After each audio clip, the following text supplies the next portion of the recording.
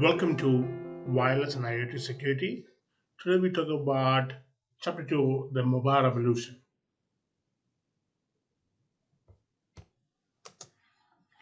In this chapter, you will learn about how the evolution of mobile networks, the cellular technology, and the effects of BlackBerry, and both the economic and the business impact of mobility.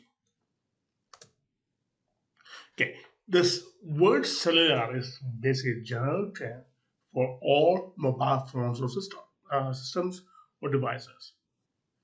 It refers to the portioning of frequency coverage maps.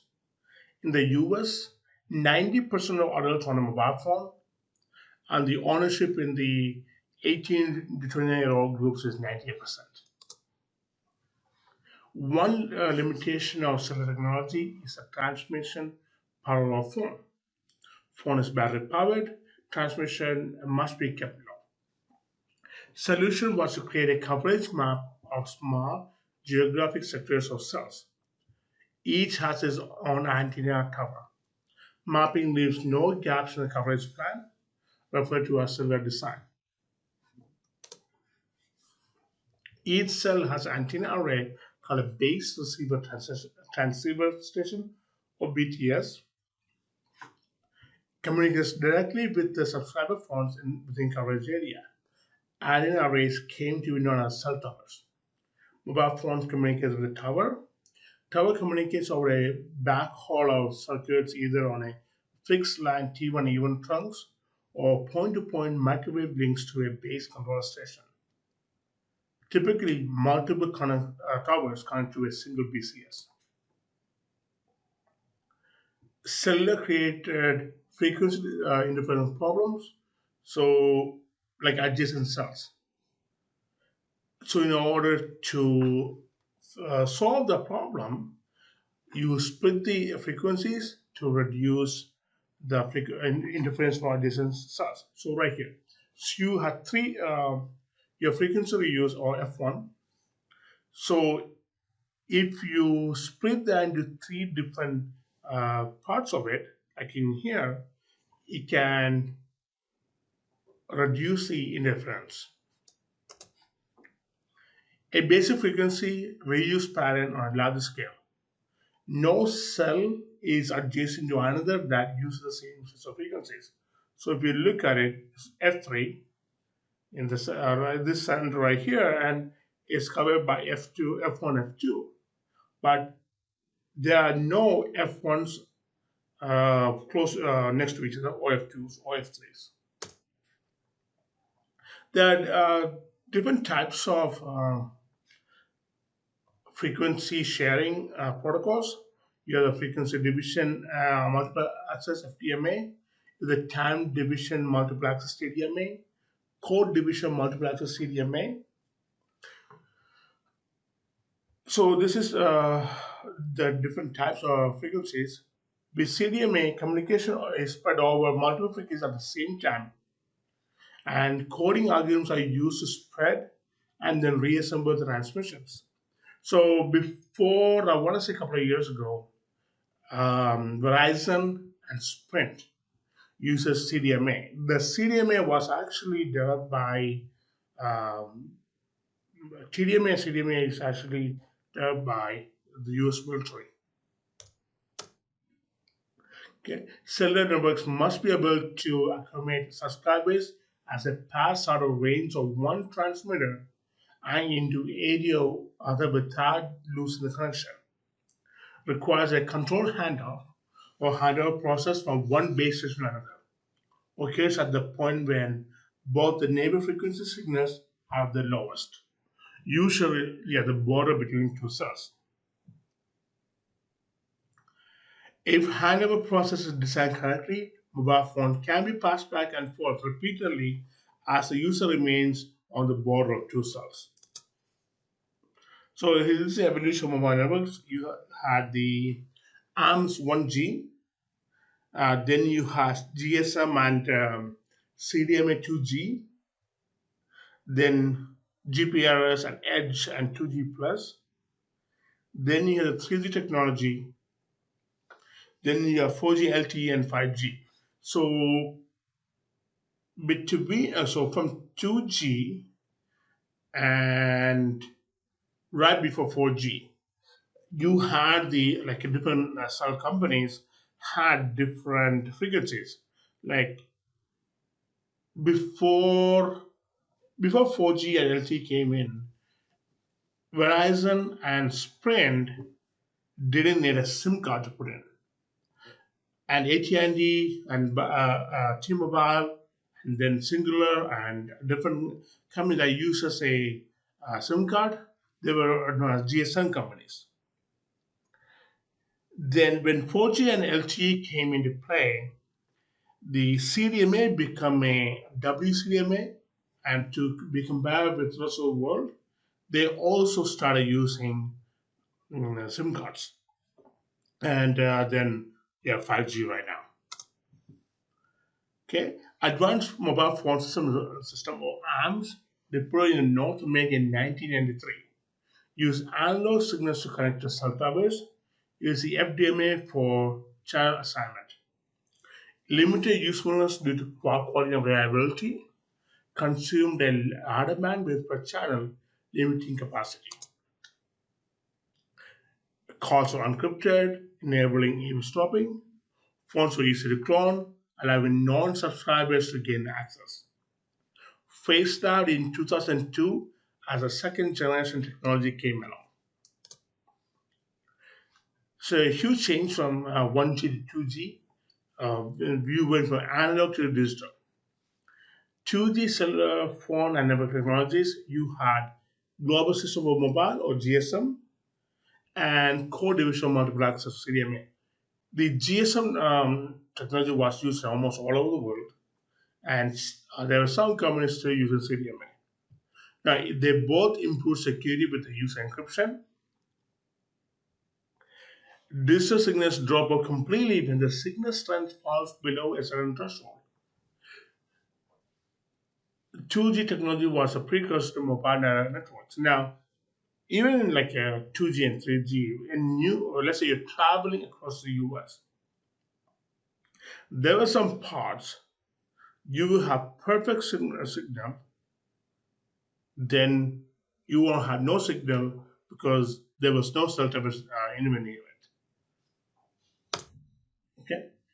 From 2G, you had GPRS, General Packet Radio Service, fast packet switching technology method that allowed data sharing over mobile networks. It is considered 2G, but it's often called 2G plus or 2.5G. Edge 2G plus, AT&T rolled out in 2003. It represented an enhancement over GPRS, offered high data rates through better data encoding, and at that time, viable data access to many websites. So when you could actually use your phone to visit websites, and you could, if you are to looking at your cell phone, you will actually see um, the five bars and also on the side edge. Okay, 3G is based on International Mobile Telecommunication 2000 standard set by the International Telecommunication Union or ITU. It can accommodate voice, data, and video. It has high-speed data rates, high-speed downlink packet access, or HSDPA, inbuilt data rates of 40 megabytes per second, allow for network authentication, which ensure that users connected to the current network. 3G systems and smartphones soon attracted the attention of cybercriminals. The fourth generation of 4G is all IP network, allows the use of ultra broadband as a promise of 1 gigabyte data rates. Voice communication can be converted to voice over IP or VoIP, including high quality, high definition TV stream to mobile devices, live interactive gaming and applications. Systems currently deployed for 4G are mobile worldwide interoperability for microwave access or WiMAX, and long-term evolution LTE. The WiMAX technology was brief, at least in my experience, and we had more LTE. Uses a signaling protocol called diameter. Some say diameter sessions are potentially open to hijacking or having users' personal information exposed. All IP opens 4G to all internet non-security issues. Most carriers began to roll out their 5G networks, designed to meet the explosion of data traffic per user and the number of data consuming and generating devices. It promises higher data rates, lower latency, greater connection density, and improved reliability. Highly anticipated applications of 5G. You got AR and VR mobile gaming. You have autonomous vehicles. Okay. Now, in 1999, the BlackBerry Enterprise Server was developed. This enabled BlackBerry devices to receive push email from Microsoft Exchange Service. Sales efforts focus on IT departments rather than individual consumers. In 2007, iPhone was introduced by Apple, the first also called smartphones. Android phones quickly followed. iPhone and Android could receive push emails from Microsoft Exchange servers. Sales efforts focus on consumer satisfaction, increase in business and government employees using mobile devices, giving them near 24/7 access to email, no matter where they went. First smartphones appeared in 2007. Smartphones users in 2020 is estimated at 3 billion. Data usage grew by average of 400% per year between 2007 and 2010. With the emergence of 5G, data usage is expected to grow another 400% between 2020 and 2025. The rate of data consumption has driven innovation in the areas of compression, streaming, caching, and other data delivery efficiencies. All the life-changing benefits of high-speed mobile data come with significant security risk. Okay, so this figure shows the incredible growth of mobile data per leading countries by consumption. So this does not include traffic generated by fixed or wireless access services. Okay, the business impact of mobility. So data plan is approximately $1,200 per year. Phone is 100 one-time cost, which is about $1,300 a year. Company gets access to workers for greater percentage of their time, including nights, weekends, and vacations. Business involving moving people things. Mobile IP bought with the ability to track people and assets. Clearly improves delivery accuracy. Can be used to calculate the most efficient routing for drivers.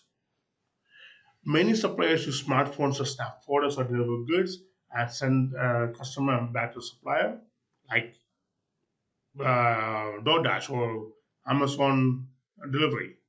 Photos have timestamp and geolocation informs embedded. They even have a loss of dispute. Photo proofs of what was delivered, when it was delivered, and where it was delivered. Employees can access up-to-date corporation information in real time. Field personnel can use live video to collaborate with someone more knowledgeable to solve problems. Mobile versions of applications like the customer resource management or CRM systems and corporate expense systems remove inefficiency. Security risk of someone gaining unauthorized access to the device or app is present. Okay, we talked about the evolution of mobile networks, cellular network technology, the effects of BlackBerry, the economic impact of mobility, the business impact of mobility. See you in the next lesson.